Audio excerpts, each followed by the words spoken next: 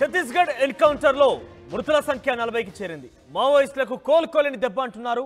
ఇక ఇప్పటివరకు 30 మృతదేహాలు రికవరీ చేశారు అధికారులు. ఇక మిగిలినటువంటి డెడ్ బాడీలని బయటకు తీసుకొచ్చేందుకు ప్రయత్నం చేస్తున్నారు. అబూజ్బడ్ అటవీ ప్రాంతంలో హై టెన్షన్ వాతావరణం నెలకొంది.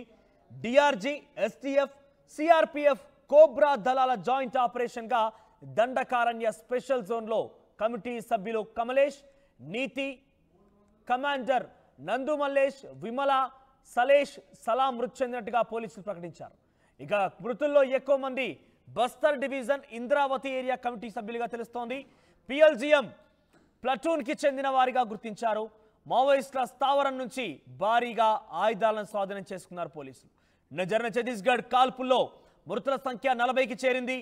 ఇంతవరకు కనీ విని ఎరగని రీతిలో ఇది రెండవ ఘటనగా చెప్తున్నారు. అతిపెద్ద మరణాలు సంభవించిన ఘటనగా చెప్తున్నారు. 40కి పైగా మరణాలు చోటు చేసినట్టు తెలుస్తోంది.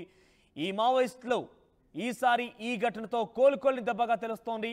సో మిగిలిన డెడ్ బాడీలను బయట తీసుకొచ్చేందుకు ప్రస్తుతం అక్కడ అధికారులు ప్రయత్నాలు చేస్తూనే ఉన్నారు. అబూజ్బడ్ అటవీ ప్రాంతంలో ఒక్కసారిగా రక్తం నెత్తురోడింది. ఆ ప్రాంతం ఇంతవరకు బ్రిటిష్ కాలం నుంచి ఇప్పటి వరకు కూడా ఎవరు ఆ ప్రాంతానికి సంబంధించి అన్వేషించలేకపోయారు, రీసెర్చ్ చేయలేకపోయారు. అందుకు గాను ఇక్కడ మావోయిస్ట్ బలగాలన్నీ కూడా మోహరించి ఉన్నాయి. అక్కడ పెద్ద ఎత్తున తమ స్థావరాలను ఏర్పాటు చేసుకున్నాయి. సో ఈ నేపథ్యంలోనే డిఆర్జీ, ఎస్టీఎఫ్, సిఆర్పిఎఫ్, కోబ్రా దళాలు జాయింట్ ఆపరేషన్ చేపట్టి దండకారణ్యం స్పెషల్ జోన్లో ఉన్నటువంటి కమిటీ సభ్యులైనటువంటి కమలేష్, నీతి, కమాండర్ నందు మల్లేష్, విమల, సలేష్, సలాం వారందరినీ కూడా మట్టు పెట్టినట్టు తెలుస్తోంది. మరిన్ని అప్డేట్స్ మా ప్రతినిధి ఉదయ్ అందిస్తారు. ఎస్ ఉదయ్, సో ఈ మధ్య కాలంలో ఈ ఘటన అతిపెద్ద రెండవ ఘటనగా చెప్తున్నారు. సో సుమారుగా 40కి చేరింది మృతుల సంఖ్య.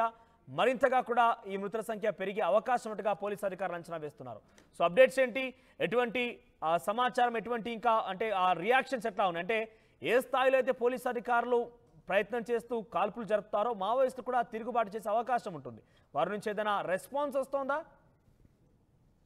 ఎస్ మనోజ్, ఆపరేషన్ ప్రహార్ పతాక స్థాయికి చేరుకుంది. కేంద్ర ప్రభుత్వం, కేంద్ర హోంశాఖ చాలా స్పష్టంగా చెప్పింది 2026 మార్చి కల్లా దేశంలో అంతర్గత శత్రువులను కూడా అంతమొందిస్తామని చెప్పి కూడా ఇప్పటికే స్వయంగా హోంమంత్రి అమిత్ షా కూడా స్వయంగా పిలుపునిచ్చిన సిచ్యువేషన్. ఈ నేపథ్యంలోనే అటు దండకారణ్యం 5 రాష్ట్రాల్లో కూడా పెద్ద ఎత్తున కూంబింగ్, సర్చింగ్ ఆపరేషన్స్ కొనసాగుతున్నాయి. నక్సల్స్ వ్యతిరేక ఆపరేషన్ ముమ్మరంగా కొనసాగుతుంది. అయితే ఈ నేపథ్యంలో ప్రధానంగా ఛత్తీస్గఢ్ రాష్ట్రంలో బస్తర్ డివిజన్ చాలా ప్రధాన స్థావరంగా మావోయిస్టులకు కంచుకోటగా మొదటి నుంచి కూడా ఉంటుంది. అందులో ప్రధానంగా అబూజ్బడ్ అడవులు, మడ అడవులు చాలా కీలకమైనటువంటి స్థావరంగా మావోయిస్టులకు పేరుగాంచింది. సో ఆ అబూజ్బడ్ అడవులను ఛేదించేందుకు దాదాపు 6 నెలల కాలంగా అటు భద్రతా బలగాలు పెద్ద ఎత్తున ప్రయత్నాలు చేస్తున్నాయి. ప్రతి కిలోమీటర్కు 2 సైనిక శిబిరాలను ఏర్పాటు చేసుకొని అబూజ్బడ్ అడవులను ఛేదించేందుకు మావోయిస్టు అగ్రనేతలను కూడా పూర్తిగా వాళ్ళ వరకు చేరుకునేందుకు కూడా పెద్ద ఎత్తున భద్రతా బలగాలు ముమ్మర ప్రయత్నం చేస్తున్నాయి. ఈ నేపథ్యంలోనే అటు మావోయిస్టులకు, ఇటు భద్రతా బలగాలకు వరుసగా ఎన్కౌంటర్లు, ఎదురుకాల్పులు జరుగుతున్నటువంటి సిచ్యువేషన్ చూసాం. కానీ నిన్న మధ్యాహ్నం 1 గంట సమయంలో తొల్లూరు, నెందూరు అటవీ గ్రామ ప్రాంతాల్లో పెద్ద ఎత్తున కాల్పులు మావోయిస్టులకు, భద్రతా బలగాలకు మధ్య చోటు చేసుకున్నాయి. ఇది సరిగ్గా నారాయణపూర్ జిల్లా, దంతెవాడ జిల్లాల మధ్య సరిహద్దు గ్రామాలుగా చెప్పుకోవాలి. ఇది చాలా కీలకమైనటువంటి స్థావరంగా, మావోయిస్టులకు సంబంధించినటువంటి కీలకమైన స్థావరంగా పేరుంది. సో ఈ నేపథ్యంలోనే సర్చింగ్ ఆపరేషన్ ను చాలా వేగవంతం చేసిన నేపథ్యంలో అటు మావోయిస్టులు తారసపడంతో అటు ఇరు వర్గాల మధ్య కాల్పులు, భీకర కాల్పులు చోటు చేసుకున్నాయి.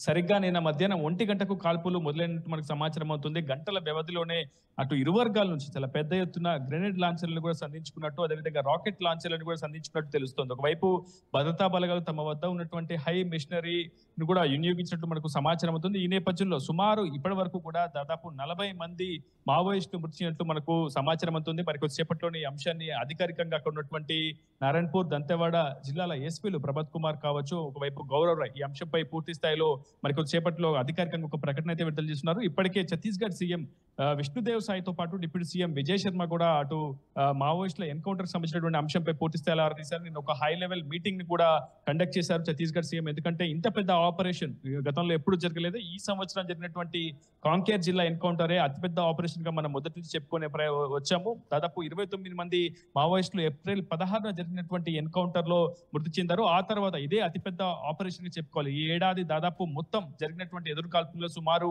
185 మందికి పైగా మావోయిస్టులను భద్రతా బలగాలు మట్టుబెట్టాయి. కొన్ని చోట్ల జవాన్లకు కూడా గాయాలు కూడా అయినటువంటి సిచ్యువేషన్ చూస్తాను. నిన్న జరిగినటువంటి ఎన్కౌంటర్ లో కూడా ఒక జవాన్ కు గాయాలయ్యాయి. అతన్ని వెంటనే హుటాహుటిన ఆసుపత్రికి తరలించారు. అతన్ని డిప్యూటీ సీఎం విజయ్ శర్మ కూడా పరామర్శించారు. ఏది ఏమైనా ఒక చారిత్రక విజయాన్ని భద్రతా బలగాలు నమోదు చేశాయని చెప్పుకోవాలి. దాదాపు దండకర్ణ వ్యాప్తంగా పైచేయి అంటే ఉదయ్ సాధించడంలో ఇంకా ఈ భద్రతా ఆపరేషన్స్ బలగాలు కొనసాగే అవకాశం ఉందా? సఫలీకృతమవుతున్నాయి. వారి కదలికల్ని ఎప్పటికప్పుడు పోలీసులు గమనిస్తున్నారా? నిజానికి ఒకవైపు మావోయిస్టు వారోత్సవాలు జరుగుతున్నాయి. ఈ నేపథ్యంలోనే ఇంటెలిజెన్స్ ఇచ్చినటువంటి పక్క సమాచారంతో ఇటు భద్రతా బలగాలు స్పెషల్ టాస్క్ ఫోర్స్, ప్రధానంగా DRG, special task force, cobra, CRPF బలగాలు, నారాయణపూర్ ఛత్తీస్గఢ్ కి చెందినటువంటి దంతెవాడ జిల్లాకు చెందినటువంటి డిఆర్జీ ఫోర్స్ కూడా సంయుక్త ఆపరేషన్ నిర్వహించినట్టు తెలుస్తుంది. సో ఖచ్చితంగా అబూజ్మడ్ ఏరియాలో ఎక్కువగా మావోయిస్టులకు ఎక్కువ గ్రిప్ ఉంటుంది. ఆ అడవిలో అణువణువు కూడా మావోయిస్టులకు పూర్తిగా తెలియవచ్చినటువంటి ప్రదేశాలు ఎక్కువగా ఉంటాయి. ఎక్కడెక్కడ ఐఈడీలు అమర్చారు, ఎక్కడ ఏ టైంలో పేల్చాలనే అంత పట్టు కూడా మావోయిస్టులకు ఆ ప్రాంతంలో నెలకొంటున్నారు. అలాంటి ప్రాంతానికి భద్రతా బలగాలు చేరుకోవడం, అది కూడా ఒక సక్సెస్ఫుల్ ఆపరేషన్, అది కూడా దాదాపు 40 మంది మావోయిస్టులు హతమార్చడం అనేది చాలా పెద్ద విషయం అనే చెప్పుకోవాలి. అయితే ఇప్పటి వరకు అటు ఈ అంశానికి సంబంధించి కూడా మావోయిస్టులకు ఎంతమంది మృతి చెందారు, ఎవరెవరు మృతి చెందారో, అందులో తెలంగాణకు సంబంధించినటువంటి క్యాడర్ ఉందా లేదా అనే అంశంపై కూడా తెలంగాణ పోలీసు కూడా ఆరా తీస్తుంది. గ్రే హౌండ్స్ ఇప్పటికే అప్రమత్తమైంది. ఎందుకంటే ఛత్తీస్గఢ్ లో ఆపరేషన్ ప్రహార్ కావచ్చు, నిన్న జరిగినటువంటి ఎన్కౌంటర్ చాలా భీకరమైనటువంటి కాల్పులు జరిగాయి కాబట్టి అక్కడ నుంచి మావోయిస్టులు ఇతర ప్రాంతాలకు వెళ్లే అవకాశం ఉందని ఇప్పటికే తెలంగాణ, ఛత్తీస్గఢ్ మధ్య కూడా హై అలర్ట్ అయితే కొనసాగుతుంది. అటు ఏఓబి బార్డర్లో కూడా మావోయిస్టులు చొచ్చుకొచ్చే అవకాశం ఉందన్న నేపథ్యంలో అక్కడ కూడా ఏపీ గ్రౌండ్ హౌన్స్ కూడా అప్రమత్తమైంది. అయితే మావోయిస్టులు దాదాపు పిఎల్జిఏ బెటాలియన్ 6వ నెంబర్ బెటాలియన్ తో పాటు ప్లాటూన్ 16వ సంబంధించినటువంటి ప్లాటూన్ కూడా పూర్తిగా ఈ గ్రూప్ లో ఉన్నటువంటి ఆ దళ సభ్యులందరినీ కూడా భద్రతా బలగాలు అయితే మట్టుబెట్టాయి. ఇందులో నీలోతో పాటు అదేవిధంగా మల్లేష్, సలాం అనే కమాండర్లు కూడా ఉన్నట్టున్నారు. వీళ్ళంతా కూడా దండకారణ్య స్పెషల్ జోనల్ కమిటీ సభ్యులుగా తెలుస్తుంది. అయితే మరికొద్ది సేపట్లోనే అయితే మృతి చెందినటువంటి మావోయిస్టులు ఎవరు, ఎన్ని డెడ్ బాడీస్ కలెక్ట్ చేశారు ఇప్పటివరకు మనకు అందుతున్న అధికారిక సమాచారం ప్రకారం అయితే 30 మంది మావోయిస్టు మృతదేహాలను ప్రస్తుతం భద్రతా బలగాలు అయితే సేకరించాయి. ఇంకా సర్చ్ ఆపరేషన్ కొనసాగుతుంది. ఇంకా సాయంత్రం 4 గంటల వరకు మాత్రం ఈ ఎన్కౌంటర్ లో ఎంతమంది మృతి